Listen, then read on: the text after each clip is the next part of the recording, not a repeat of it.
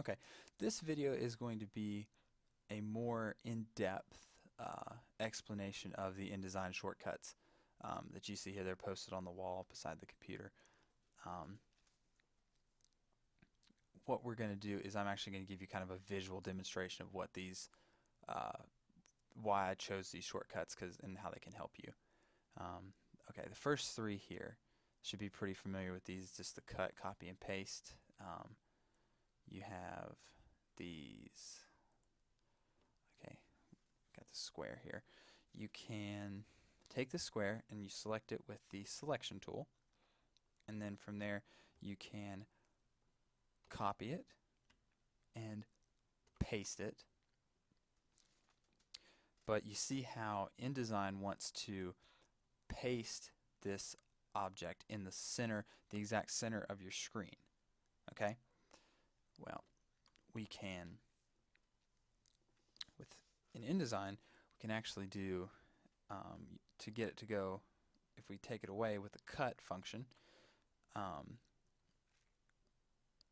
because what the cut function actually does is the cut function picks something up and holds onto it on what's called a clipboard, and it lets you put it back down. And you see, if you use this paste in place, this Command Alt Shift and V, it will actually paste it in the exact place from where you picked it up. Okay, unlike the paste, which will simply put it in the center of the screen, which is generally not what you want, unless if you are to do a paste in place on top of something else. You really don't have any way of knowing that you have two objects on top of each other. And then, of course, you have, with this, you can do, you can run to another page and take an object off of one page and cut it, come down to another page, click on that page, and then paste it in place in exactly the same paste on one page as it was on the other.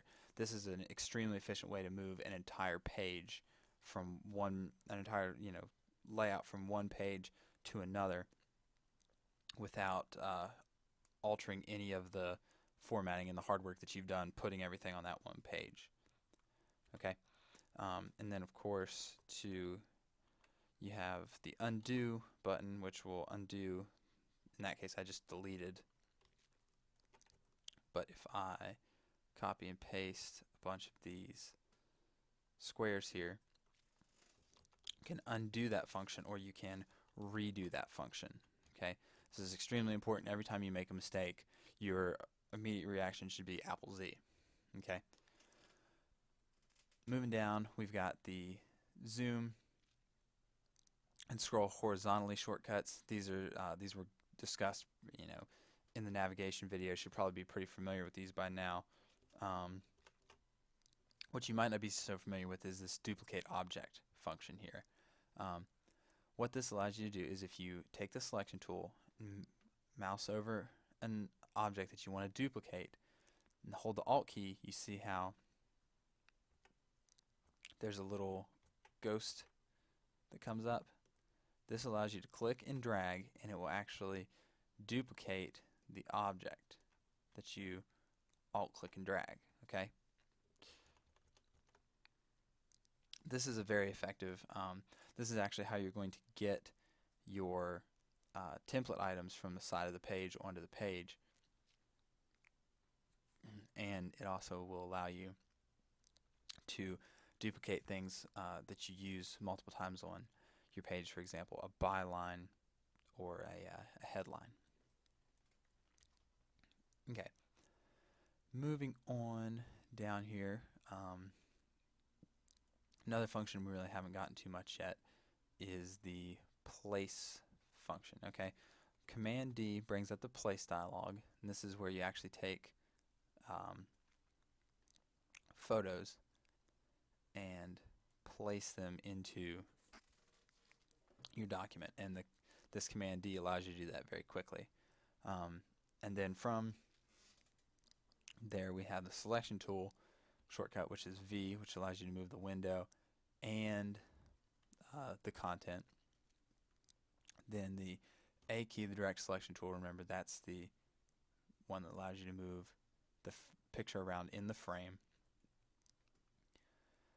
The free transform tool, this actually allows you to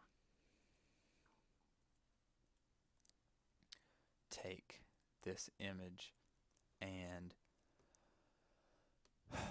scale it like this, and I'm holding the shift key down as I'm doing this